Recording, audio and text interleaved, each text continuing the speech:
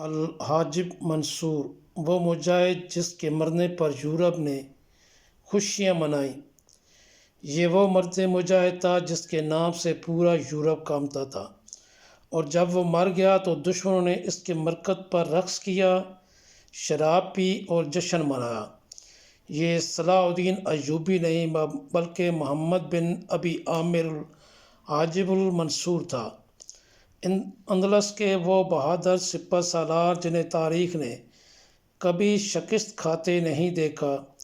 جب ان کا انتقال ہوا، یورپ کے بادشاہ الفونسو نے ان کی قبر پر خیمہ لگایا، سونے کا تخت رکھا اور اپنی بیوی کے ساتھ اس پر بیٹھ کر فخر سے کہا، آج میں مسلمانوں کی سرزمین کا مالک ہوں اور ان کے سب سے بڑے قائد کی قبر پر بیٹھا ہوں۔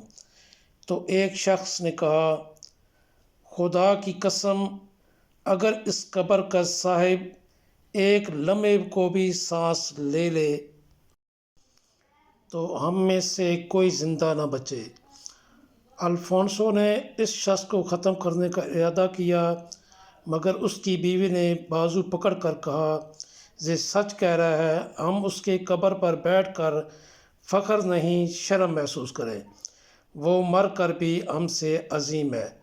الحاجب المنصور 326 ہجری میں جنوبی اندلس میں پیدا ہوئے۔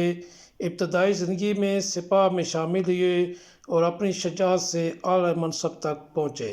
وہ اندلس کے امیر اور سپہ سالار بنے، 50 سے زائد جنگیں لڑی اور کبھی شکست نہ کھائی۔ ان کی سب سے بڑی فتح غزوہ لیون تھی، جہاں یورپ کی متحدہ فوجوں کی شکست فار تھی۔ ان کے سرداروں کو قتل کیا، لشکروں کو قید کیا اور پہلی بار شہر لونون میں اذان کی آواز سنائی تھی۔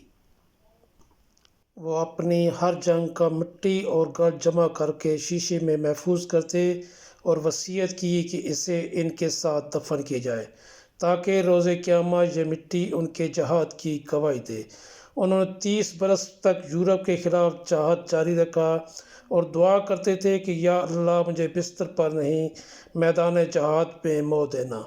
اللہ نے ان کی دعا قبول فرمائی اور وہ سرحد فرانس کی جانب ایک مہم کے دوران راہ خدا میں شہید ہوئے۔